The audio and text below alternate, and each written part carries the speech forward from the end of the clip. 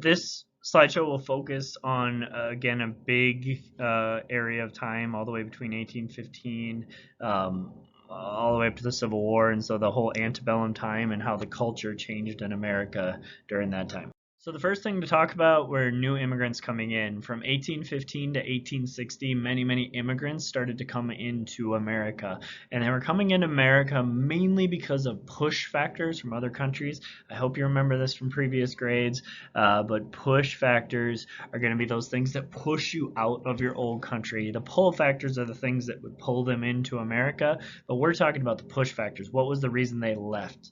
Okay, the reasons to move you from your own country. Okay, so the first one was definitely violence, any violence that was happening, wars, fighting, that kind of stuff, trying to get away from that. There was political turmoil where people weren't agreeing with each other, and if you were in the wrong side, sometimes that violence would come up. Starvation was another big issue, especially with the Irish, and then poverty, just living in these extreme poor conditions, wanting to find an opportunity to get out of that poverty and live a happy life. A lot of people that came through, though, they were really scared of these new people. They just didn't know who they were. They didn't trust them. They didn't see them as equals. A lot of things like that. And so two of the biggest groups were Germans and Irish people.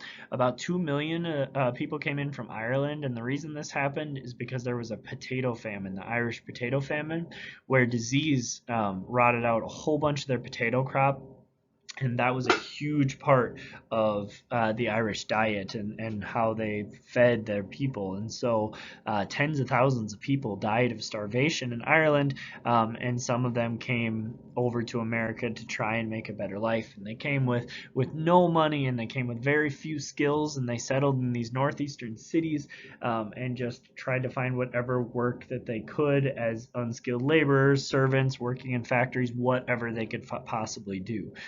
And they were largely, again, hated and feared by the people who are also already were here in America. The Germans also came over. About 1 million of them came by 1860. So in this whole period of time, what was happening in Germany is they had split off into a bunch of states, and these revolutionaries were coming through and trying to make changes, but they were failing to make changes, and so it was a whole lot of violence and repression that was happening, and fighting back and forth between the two. Um, and so uh, most of these people that came from Germany, they had the skills of farming, they knew what they were doing, and so, or they had skills in some other job, and so many of them bought farms in Ohio and Pennsylvania, and tried to make their lives out in those areas. So a lot of this fear turned into hate, turned into discrimination. And so a way of kind of saying this, and we still see it today, is nativism. All right, nativism is hostility towards anybody who's foreign. So you are all only about the people that are native to that country, which is kind of a funny name of it, because none of these white people were actually native to the country, but they had been there for a while, and so they had this sentiment of hostility and anger towards foreigners.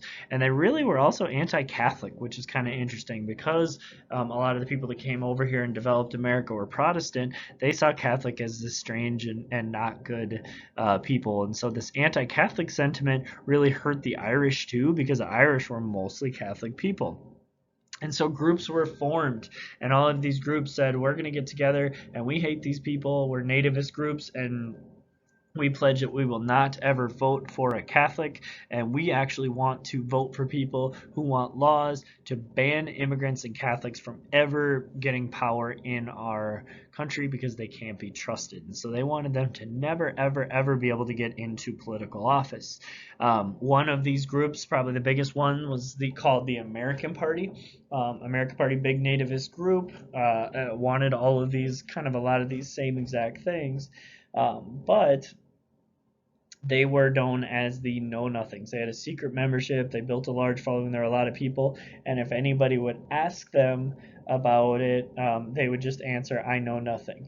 Okay, so they were called the Know Nothings, and they had built a really large following in the 1850s.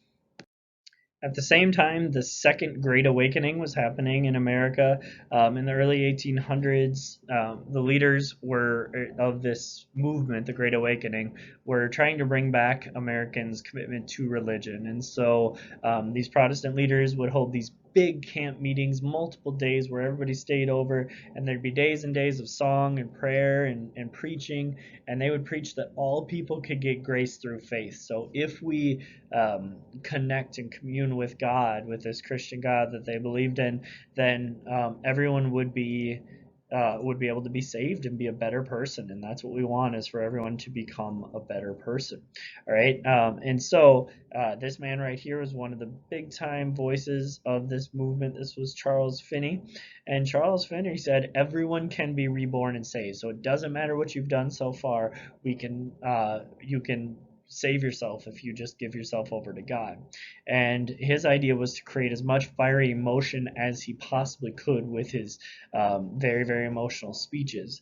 And he warned, sorry, word is waned here, but it's actually warned, okay, against using politics to change society. So he basically said we shouldn't be changing society with all these rules and limits and things like that, because no matter what, if people stay bad, if they stay selfish, if they stay immoral, then it doesn't matter if you change the rules. People will just naturally be bad and they're going to break these rules. So we need to change individuals instead, change our approach to being a person rather than changing our rules in our society. Take a moment to write out the answer to this question. A lot of the people at this point were looking at this, and they were thinking about people, and what they thought is that this society was the problem. And so a lot of people thought that the society that had been built was corrupting human nature and making people bad. And so they wanted to form a separate society where people had a chance of being good, where people were living on being good and being good to each other. And so they wanted to make these utopias, or utopian society. And a utopia, it just means an ideal society, like where nothing's wrong, everything's good. That's what utopia means. Their idea of utopia at this point was to have cooperative living where everyone works together for the common good, and just everybody works to make sure everybody is fed and clothed and happy and whatever else.